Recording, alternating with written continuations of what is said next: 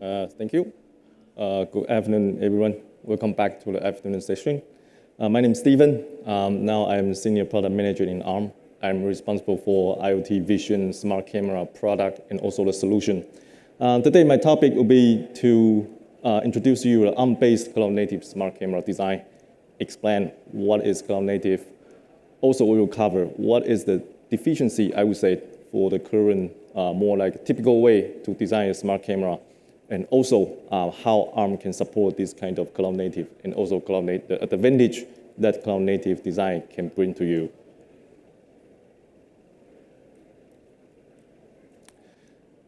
We can start from to see where are those changes happening. So if you see the left-hand side, right now you can see in the current architecture, that are several single camera connected to the local NVR to provide services. But think about this, with the machine learning largely penetrate into people's life, this kind of architecture is far from enough. So what is the future?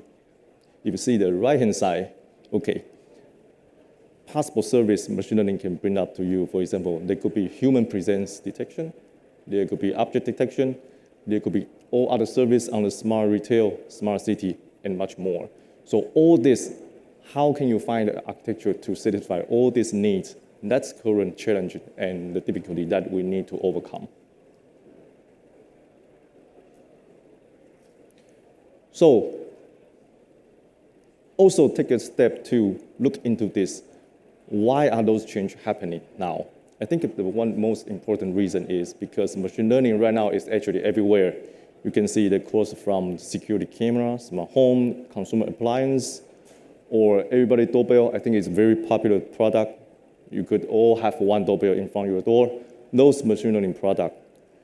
That's why I think nowadays industry really need an efficient way to make it easy and efficient to design all those platforms to meet those different machine learning capability. That's the reason why the change is happening.